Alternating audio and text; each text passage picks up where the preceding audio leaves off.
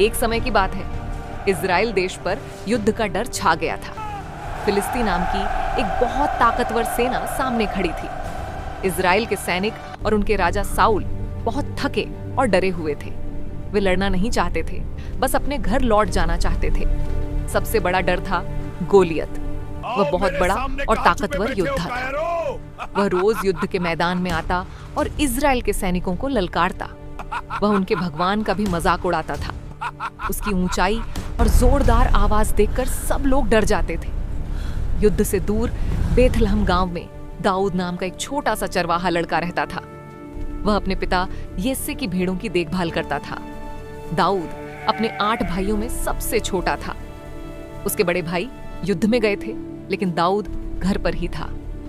दाऊद देखने में कमजोर लगता था, लेकिन उसका दिल बहुत बहादुर था। अपनी भेड़ों को बचाने के लिए वह शेर और भालू से भी लड़ चुका था।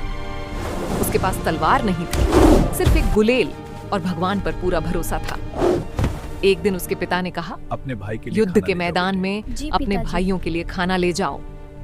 जब दाऊद वहां पहुंचा तो उसने सैनिकों के चेहरों पर डर देखा।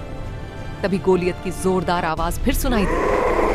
दाऊद को यह देखकर बहुत दुख और गुस्सा आया। उसके भाई एलियाब ने उसे डांटा, लेकिन दाऊद चुप नहीं रहा।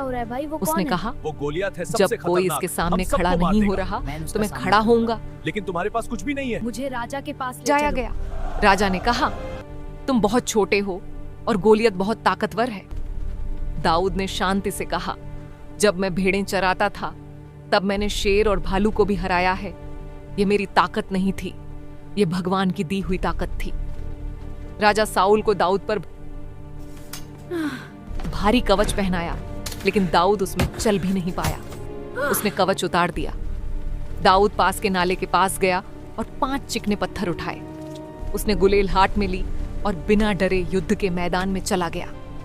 गोलियत ने दाऊद को देखा और हंसने लगा। उसने कहा, क्या मैं कुत्ता हूं जो तुम मुझे पत्थर से मारोगे? दाऊद ने पूरे भरोसे के साथ कहा, तुम तलवार और भाले के साथ आए हो, लेकिन मैं भगवान के नाम पर आया हूं। भगवान तुम्हें मेरे हाथ में दे देंगे। गोलियत गुस्से में दाऊद की ओर दौड़ा। दाऊद भी आगे बढ़ा, गुलेल घुमाई और एक पत्थर सीधे गोलियत के माथे पर लगा। गोलियत लड़खड़ाया और जोर से जमीन पर गिर पड़ा। युद्ध वहीं खत्म हो गया।